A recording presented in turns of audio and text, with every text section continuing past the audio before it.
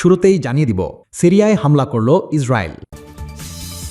জানিয়ে দিব চীনের প্রেসিডেন্ট শি জিনপিংয়ের সাথে সাক্ষাৎ ভারতের পররাষ্ট্রমন্ত্রীর।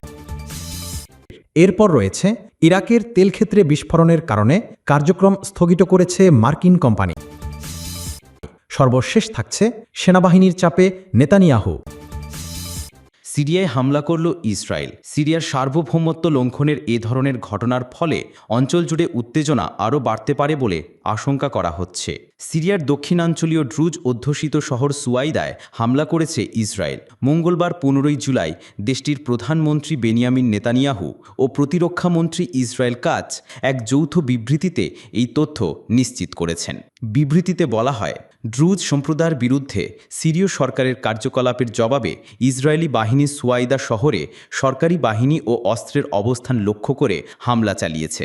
অপরদিকে ইসরায়েলি সেনাবাহিনীর পক্ষ থেকে আলাদা এক বিবৃতিতে জানানো হয়েছে, সোমবার সুয়াইদা অভিমুখে অগ্রসর হওয়া সিরীয় সরকারি বাহিনীর একটি কনভয়, যাতে সাঁজোয়া যান ও ট্যাঙ্ক ছিল, শনাক্ত করার পরই ইসরায়েল আকাশ থেকে হামলা চালায়। তবে আন্তর্জাতিক বিশ্লেষকেরা ইসরায়েলের এই পদক্ষেপ নিয়ে উদ্বেগ প্রকাশ করেছেন।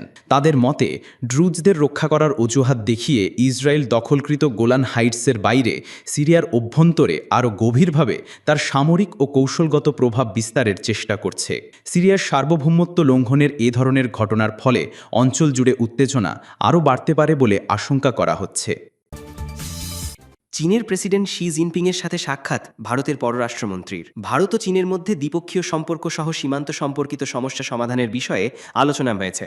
ভারতের পররাষ্ট্রমন্ত্রী এস জয়শঙ্কর চীনের প্রেসিডেন্ট শি জিনপিংয়ের সাথে সাক্ষাৎ করেছেন। আজ মঙ্গলবার বেইজিংয়ে তিনি শিয়ের সাথে দেখা করেছেন। সোশ্যাল মিডিয়া প্ল্যাটফর্ম এক্সে এই বৈঠকের কথা জানিয়েছেন জয়শঙ্কর। এক পোস্টে তিনি লিখেছেন, আমি তাকে শি জিনপিং আমাদের ভারত ও চীনের মধ্যে দ্বিপক্ষীয় সম্পর্কের সাম্প্রতিক উন্নয়ন সম্পর্কে অবহিত করেছি। আমরা এই বিষয়ে আমাদের নেতাদের নির্দেশনা অত্যন্ত গুরুত্বপূর্ণ বলে মনে করি। সাংহাই কোঅপারেশন অর্গানাইজেশনের একটি সম্মেলনে যোগ দিতে চীন রয়েছেন ভারতের এই পররাষ্ট্রমন্ত্রী। এর আগে সোমবার তিনি চীনা পররাষ্ট্রমন্ত্রী ওয়াং মুইয়ের সাথে দেখা করেছিলেন। বৈঠকের পর তিনি বলেছিলেন, ভারত ও চীনের মধ্যে দ্বিপক্ষীয় সম্পর্ক সহ সীমান্ত সম্পর্কিত সমস্যা সমাধানের বিষয়ে আলোচনা হয়েছে।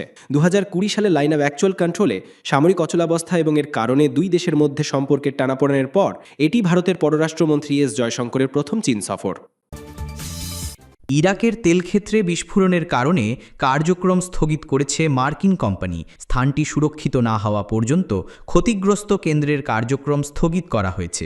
ইরাকের স্বায়ত্তশাসিত কুর্দিস্তান অঞ্চলের একটি তেলক্ষেত্রে মঙ্গলবার বিস্ফোরণের কারণে কার্যক্রম স্থগিত করা হয়েছে। এই তেলক্ষেত্রটি পরিচালনা করে আসছে একটি মার্কিন কোম্পানি। মার্কিন কোম্পানিটির উদ্ধৃতি দিয়ে আরবিল থেকে বার্তা সংস্থা এএফপি এ খবর জানায়। এইচকিএন এনার্জি এক বিবৃতিতে জানিয়েছে, স্থানীয় সময় সকাল 7টায় বা জিএমটি 04 সময় সারাং ফিল্ডে তাদের একটি উৎপাদন কেন্দ্রে একটি বিস্ফোরণ ঘটে। বিবৃতিতে আরও বলা হয়েছে, স্থানটি সুরক্ষিত না হওয়া পর্যন্ত ক্ষতিগ্রস্ত কেন্দ্রের কার্যক্রম স্থগিত করা হয়েছে। বিস্ফোরণের কারণ বা ক্ষয়ক্ষতির বিস্তারিত বিবরণ তাৎক্ষণিকভাবে জানা যায়নি। সেনাবাহিনীর চাপে নেতানিয়াহু।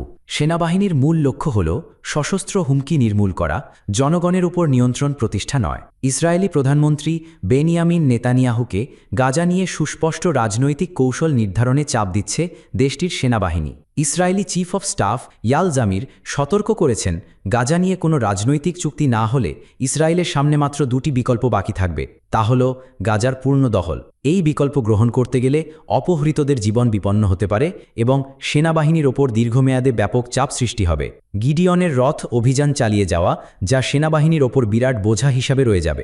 এই বক্তব্যের মধ্য দিয়ে চিফ অফ স্টাফ ইসরায়েলি সরকারের কাছে একটি সুস্পষ্ট রাজনৈতিক কৌশল চাইলেন, যাতে গাজার যুদ্ধের ভবিষ্যৎ নির্ধারণ করা যায়। প্রধানমন্ত্রী বেনিয়ামিন নেতানিয়াহু সরকারকে যুদ্ধ পরবর্তী পর্যায়ে একটি স্পষ্ট রাজনৈতিক সিদ্ধান্ত নেওয়ার আহ্বান জানিয়ে তিনি বলেন, সেনাবাহিনী কোনো স্পষ্ট কৌশলগত দৃষ্টিভঙ্গি বা রাজনৈতিক সমাধান ছাড়া গাজায় যুদ্ধ চালিয়ে যেতে পারবে না। ইসরায়েল হায়োমের প্রতিবেদনে বলা হয়েছে, জামির দাবি করেছেন যে গিডিয়নের রথ সামরিক অভিযান এখন চূড়ান্ত পর্যায়ে পৌঁছেছে। অভিযানের মূল লক্ষ্য পূরণ হয়েছে এবং এটি হামাসকে মারাত্মকভাবে আঘাত করেছে।